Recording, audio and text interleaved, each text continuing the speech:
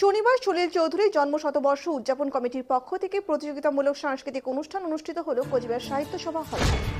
গোটা রাজ্যে সলিল চৌধুরীর জন্ম শতবর্ষ পালন করা হচ্ছে। রাজ্যের পাশাপাশি কোচবিহারেও পালন করা হচ্ছে বিখ্যাত সুরকার গীতিকার সলিল চৌধুরীর জন্ম শতবর্ষ। এদিন কোচবিহার সাহিত্য সভা এবং সদর গভর্নমেন্ট হাই স্কুলে অনুষ্ঠিত হয় প্রতিযোগিতামূলক সাংস্কৃতিক অনুষ্ঠান। শনিবার ও রবিবার দুদিন ব্যাপী এই অনুষ্ঠান অনুষ্ঠিত হবে। এই প্রতিযোগিতায় বিজয়ীরা রাজ্য স্তরে 2025-এর নভেম্বরে কলকাতায় অংশগ্রহণ করবে। প্রতিযোগিতামূলক সাংস্কৃতিক অনুষ্ঠানের পাশাপাশি সান্ধ্যকালীন অনুষ্ঠানও অনুষ্ঠিত হবে বলে জানান উদ্যোক্তাদের পক্ষ থেকে নিরুপম দত্ত।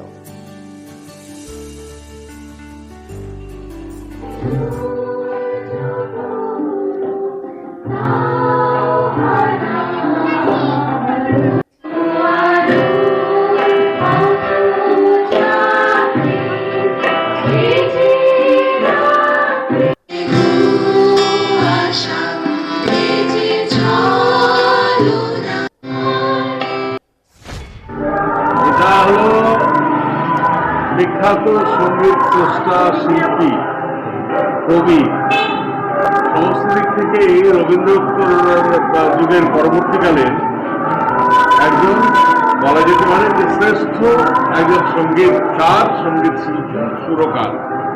সেই মানুষটার শতবর্ষ পূরণ হলো গত 19শে ডিসেম্বর। আমরা তাকে স্মরণ করে গোটা রাজ্যব্যাপী যেরকম এই স্মরণ অনুষ্ঠান হচ্ছে, গোটা রাজ্য জুড়ে হচ্ছে। রাজ্য স্তরে কমিটি তৈরি হয়েছে, জেলা স্তরে বিভিন্ন জায়গায় কমিটি তৈরি হয়েছে।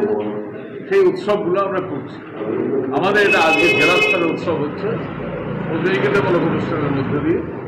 সেই অনুষ্ঠানে যারা প্রথম দ্বিতীয় হবে তাদেরকে আমরা কলকাতাতে যে রাজ্য উৎসব হবে সেইখানে আমরা পাঠাবো।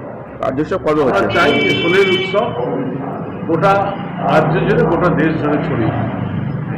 রাজ্য উৎসবটা কবে হচ্ছে? রাজ্য উৎসব হবে 2025-এর নভেম্বর মাস। কতগুলো ইভেন্ট রয়েছে এখানে?